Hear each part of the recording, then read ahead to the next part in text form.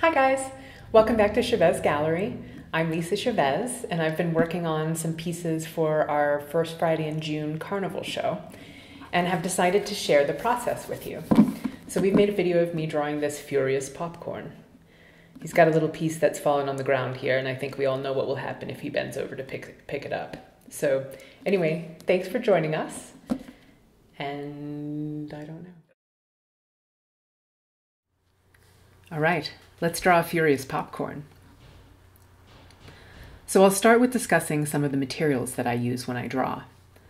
I always use retractable lead pencils, and the reason for this is that it keeps a nice fine point for me, and I also don't have to worry about the mess that a pencil sharpener brings with all that lead dust each time you sharpen. The other thing is that I'm able to keep 3 hardnesses of pencil lead, and I can break them up into 3 colored pencils to remind me which is which.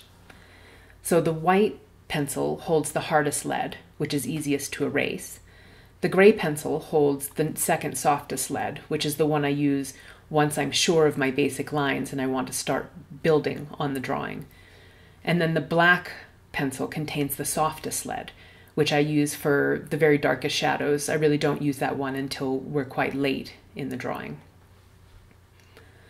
For erasing, I tend to use this soft white eraser that has a retractable pen holder.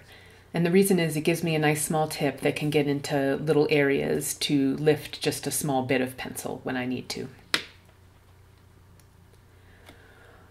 One thing that I find is necessary when drawing with graphite is to have something under your hand to keep you from smearing the graphite all over the paper as you work. So this keeps the paper underneath it clean and keeps my hand clean. So this pencil actually has one of those soft white erasers on the back of it as well. It's a little bit wider than the one that I have in the retractable pen holder, but same material. Here I'm just laying in the basic angles of the popcorn box to get me started. I'm pushing the angles a little bit just to add a little bit of drama.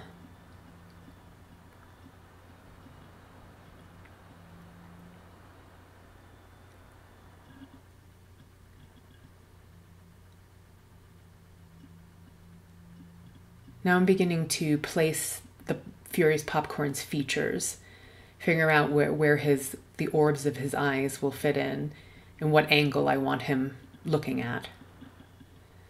In this case, I'm going to have him looking down at a piece of popcorn that's fallen on the ground, so I've tilted his face a little bit to accommodate that. I decided to place that stray piece of popcorn on the ground next so that I could determine which direction his eyes should be looking.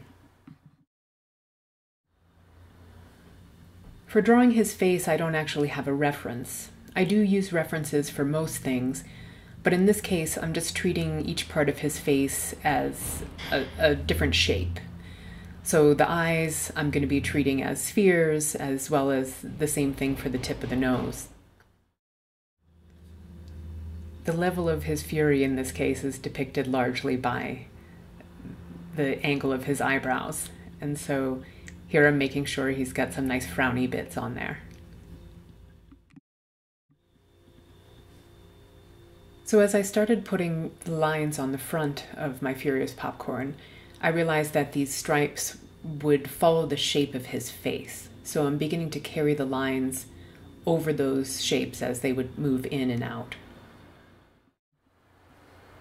Now that I've got my basic shapes down, I'm going to switch from a hard lead to one of my softer ones. That way I can get much darker lines. Again, the light source is coming from the right-hand side, so I'm just starting the basic shadow lay-in. As I build the abstract shapes of the popcorn, it's not particularly important that they follow the reference exactly, or even remotely. I'm just looking for similar shapes to what I'm seeing, and I want the popcorn to look really full, and like some of it might topple out. So those are my goals with this. At this point in the drawing, I'll basically just be going over areas that I've already done, but darkening, making the shadows more confident, refining the shapes with a heavier lead. Well, there you have it, folks. One furious popcorn, experiencing the fact that life just isn't fair. Thanks for joining us, and we'll see you next time.